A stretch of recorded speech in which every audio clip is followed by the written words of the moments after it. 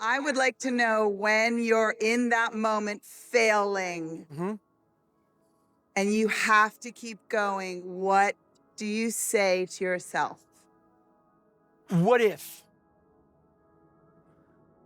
A lot of times I'll be in a 200-mile run or something like that, and I'm all jacked up. Body's broken, mind's broken, spirit's broken. I start to say, what if I can pull this off? When I first walked into the Navy SEAL recruiter's office, he looked at me and said, there's only been 35 African Americans in 70 years make it through. You know what I said to myself? What if I can be the 36th? It's the what if I can pull off a fucking miracle. What if I can become someone that no one thinks I can be? I fell in love with an essay by Strangest Loop, and it is a list of things that are not doing the thing. So here is a list of things that are not doing the thing. Preparing to do the thing isn't doing the thing. Scheduling time to do the thing isn't doing the thing. Making a to-do list for the thing isn't doing the thing.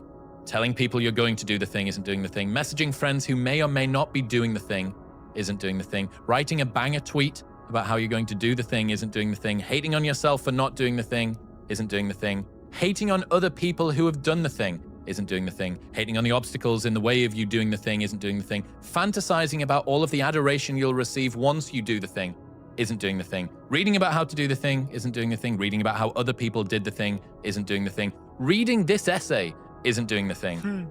The only thing that is doing the thing is doing the thing. Getting over failure and finding success begins with taking 100% responsibility for your life. You have to give up your excuses and victim stories.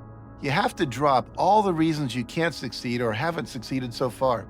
I know it's a challenge, but if you want to get ahead, you have to take complete responsibility for everything you experience in your life. When we have setbacks, we get sidetracked with blame and excuses, and we give away the power of personal responsibility. You can change that. When something doesn't turn out, you can ask yourself, how did I create that situation? What did I say or not say? How did I get the other person to act that way? You may think you can't control other people's actions, and you're right. You can't. But we have a part in everything that happens. What if you hear that people have said something bad about you? Maybe it isn't even true, but you can think back and see your part in it. Maybe you've criticized them in the past without having all the information. Maybe they've heard you criticize others. Our actions affect people in ways we can never imagine. And finally, you want to ask yourself the real power question. What will I do differently next time to get the result I want? It's great to know what you did to contribute to your own difficulties, but it's pretty useless if you don't put that knowledge to work. Let it help you. Let it move you forward. Find something. Find a thing that you genuinely enjoy, because getting good at things you genuinely enjoy is extremely beneficial for young people, because it lets you know that, like, everybody thinks they're a loser. Every young person thinks they're a loser, at least a young person in the situation I was at. Like, I didn't know I wasn't a loser until I started winning, until I started doing martial arts. Martial arts taught me that, like, I could get better at stuff, that I wasn't really a loser. I just was someone who was, like, in a fucked up situation. But you could channel all that energy that you have as a young person into something and get better at it. And then all of a sudden people admired me. I was like, this is crazy. So I went from being someone who was incredibly insecure and basically a failure to someone who was really successful at this one thing that was very dangerous. Say is, when you grow up, you tend to get told that the world is the way it is, and your life is just to live your life inside the world, try not to bash into the walls too much, try to have a nice family life, have fun, save a little money. But life, that's a very limited life. Life can be much broader once you discover one simple fact, and that is everything around you that you call life was made up by people that were no smarter than you. And you can change it. You can influence it. You can build your own things that other people can use. And the minute that you understand that you can poke life and actually something will, if you push in, something will pop out the other side, that you can change it, you can mold it. That's maybe the most important thing, is to shake off this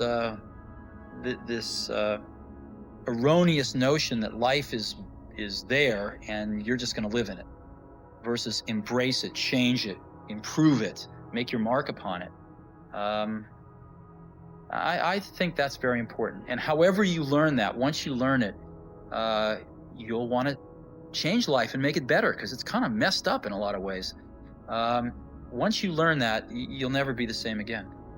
Make that kind of big decision. And, you know, I'd already talked to my wife about this, and she was very supportive and said, look, you know, you can count me in 100%, whatever you want to do. You know, it's true. She had married this kind of, you know, fairly stable guy in a stable career path, and now he wanted to go do this crazy thing, but she was 100% supportive. So it really was a decision that I had to make for myself. And the framework I found, which made the decision incredibly easy, was what I called, which only a nerd would call, a regret minimization framework. So I wanted to project myself forward to age 80 and say, okay, now I'm looking back on my life. I want to have minimized the number of regrets I have. And you know, I knew that when I was 80, I was not going to regret having tried this. I was not going to regret having wanted, you know, trying to participate in this thing called the internet that I thought was going to be a really big deal. I knew that if I failed, I wouldn't regret that. But I knew the one thing I might regret is not ever having tried. And I knew that that would haunt me every day. And so when I thought about it that way, it was an incredibly easy decision. And I think that's a very good, it's if you can project yourself out to age 80 and sort of think, what will I think at that time? It gets you away from some of the daily pieces of confusion. You know, I left this Wall Street firm in the middle of the year. When you do that, you walk away from your annual bonus. And that's the kind of thing that in the short term can confuse you. But if you think about the long term, then you can really make good life decisions that you won't regret later.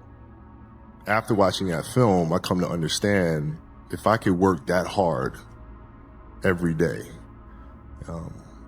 with being blessed with the physical tools that I have, what would my career be? And I made a promise to myself from that day that I was going to work that hard every single day, so that when I do retire, I have no regrets. And that was the most important thing for me, is to leave no stone unturned, get better every single day. And if I live that way, then over time, you know, I'd have something that was beautiful. But that was my philosophy. It seems like a pretty simple one, but you know, if you live your life to just get better every single day, and do that for 20 years, I mean, what do you have?